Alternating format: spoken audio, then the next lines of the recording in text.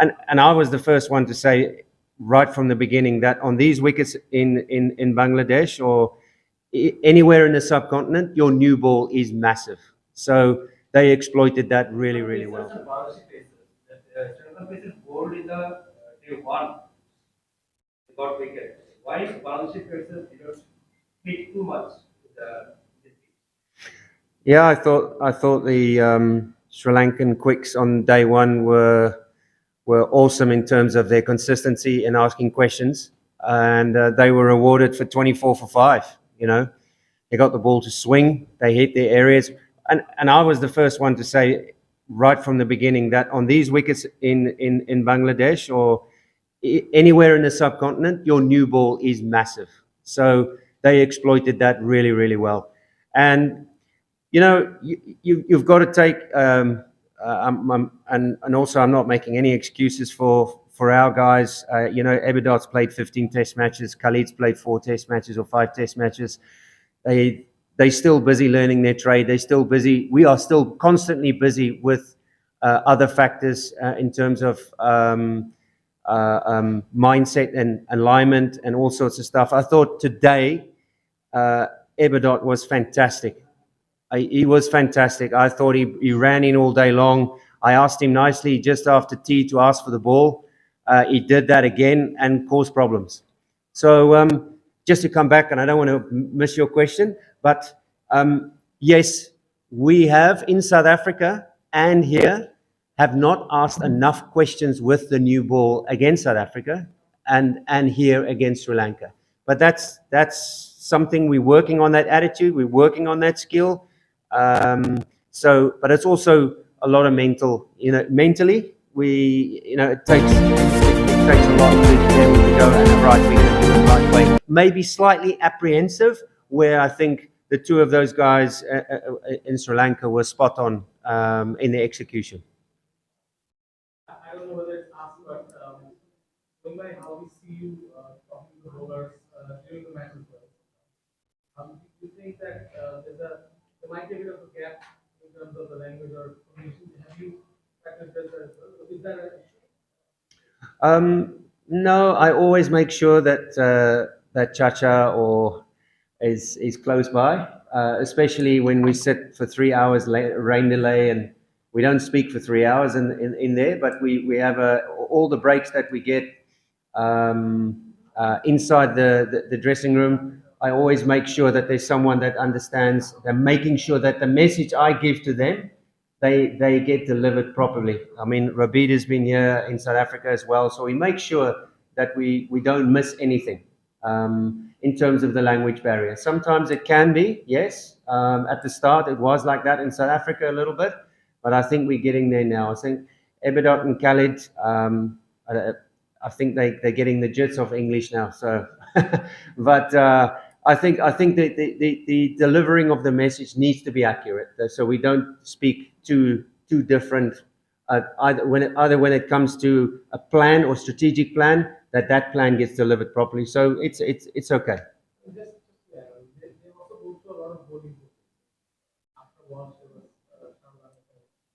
there was was there here. I think there's an issue where they get an overload of information. Then they have what is your role at that point?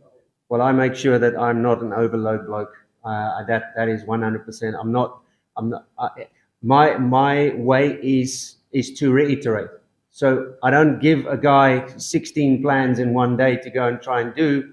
It is just about the simple things that we do well. I always continuously speak to our seamers about our process, and our process is not to look, especially with a new ball. Someone asked me with a new ball just now, is to not look for an outswinger, in-swinger. So the process is to find Litton's gloves. And that is the test match process that I grew up with, and that's how you build that pressure. So the plan is simple and basic, so I just make sure that we stick with that. If there's a certain plan with a batter, and I see a flaw in that batsman, we'll discuss it in a break and make sure that we change that plan and alter it slightly. Most of the times we see that in Vipu, the spinners they always dominate. But in this particular case, when we think that the Pacers has some bit of better in the 22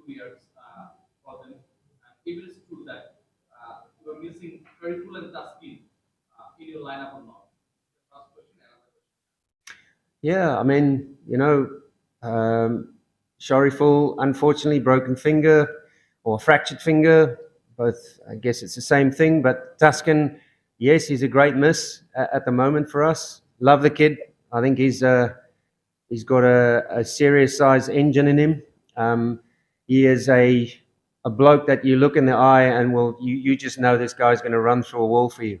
So if it's unfortunately, it's sometimes it's another one's miss and another one's opportunity. And these two guys at the moment, one's played 15 tests in Eberdot, and it's another opportunity for Khalid to learn about the game. And I just want to urge people out there to be very vigilant and very patient with this process, because it's Khaled is learning all the time. He's hard on himself. So is Ebeda. Yes. Yes, of course, of course. We miss their consistency in areas, but I want to say again today, for me, Eberdot was outstanding. He was outstanding. He was one of those guys. I saw him, and when you see someone in warm ups, and you just know something about this guy's going to click today. The scoreboard doesn't reflect the way he bowled today, and he could have walked away with 4 or 5 today. That's what that spell the whole day was worth. And I think he was well supported by the spinners. Khaled hasn't really got it quite right today. But again, tomorrow is a massive day in the context of this game. So we need some early polls in the morning. So hopefully, and every morning there's just something in the pitch that first hour that gives us something, a little bit of hope that we can work with. Alan, my second question is a little funny. That you and Khaled on student, you are almost same age, but you call him Chacha, it means uncle. Why? I was told to call him Chacha. So I saw Chacha the first time when Bangladesh toured the very first time in South Africa, and I saw this little medium pacer. He was quite feisty as well, So I like his way. I just love his way. I think he's the type of father figure for everyone. He has great respect from all the players. He's a nice guy to bump ideas with. And yeah, if you want something done, Chacha will get it done. Alan, we were talking about the papers. Papers look different in different space. They hold in different length, so that should not be the case. Is it a lack of experience or probably a lack of smartness?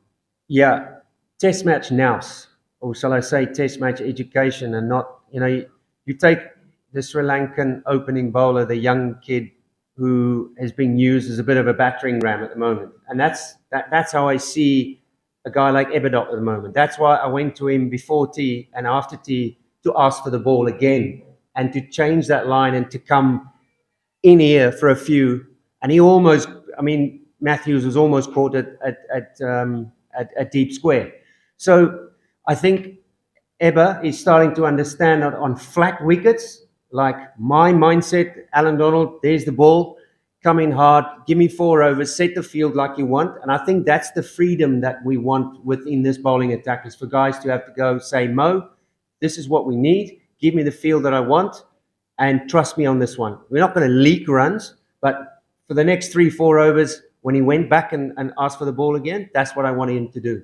So we were close. We were close. But I think he's starting to figure out his role as Eberdot, and Khalid as well. So just understanding of how it works and not having to back off and say, well, if it goes wrong, what if it goes wrong? What if someone pulls me for 6? You've got to take all those factors out of it, because test match bowling is about, on flat decks, is about aggressive mindset. And I think Eberdot, with his pace, in this test match has reached up to 146.7. That's what he's capable of. So it's just a matter of that test match. The more test matches Bangladesh play, I think this team will get better with time. Coach, Pacers have to 11 wickets out of 15 in this test match so far. So do you think Bangladesh missed a trick by not playing another pacer in this match? You can say what you want about selection. I've played in test matches where we probably got it wrong as South Africa, playing 3 seamers and not 4. When you walk on that field, the last thing you worry about is selection. It's up to the players now to go and do what they need to do. So you always know that whatever you take on the field, that's what you're going to back during the next 5 days. So the ifs and buts, they don't matter. They simply just don't matter. So it's about the dealing with the issues that you need to deal with every single session of a test match. And there's no you can sit and okay, maybe we should have played a seamer, might it have made a difference or not, but there's no better satisfaction walking off a field and you know that your spinners and your 2 seamers have done a great job. And they battled extremely well yesterday. You see the run rates have been slightly higher as well, to 2.93 runs and over plus. So it shows you the quality of the wicket as well. You know, the quality of the wicket has been brilliant. It's starting to spin a little bit more. There's a bit more rough there than there was yesterday. So we'll see tomorrow morning. And as the day goes on, what sort of rough creates during the day. Allan, Musaddiq was playing as a specialist off spinner, but he bowled only 2 overs yesterday. What was the reason behind that? Well, he was given a crack by the captain, and I think the response was quite swift. It wasn't 2 very good overs. I thought immediately the first over was very quick. He was fast. And the second over was slightly slower, but a little bit more mixed. So he went for 20 and 2. So I think once again, I know when Hansie Cronje took the ball out of my hand and said, go and think about some things, and then you tell me when you're ready to bowl. So, and that's how harsh it was when your senior bowler is not up to it. But it's a captain's gut feel. He might just be on tomorrow morning, and he might just strike it lucky tomorrow morning. So, and that's just unfortunately the ebbs and flows of Test cricket. There's no malice or anything in it. It's just, listen, take a break. We'll see how it goes. Last question. I know you're the pace bowling coach, but how much you enjoyed Shakib's bowling? Obviously, his experience there and comes to do well. He has been bowling very well. So, what's your observation about him? Shakib? Yep. What more can you teach a bloke like that? Is my question. It's like Shane Warne. The guy's so experienced. He is well travelled. He just keeps churning them up. He lands them on the string. I know that him and Ranga has been quite close. Whenever they need a chat or two, it's nice to hear Shakib talk about spin bowling in his own world. I've been a great admirer. I was sitting in the dugout today telling a few of the guys about when AB de Villiers says it's tough to get down to Shakib, then it's tough to get down to Shakib.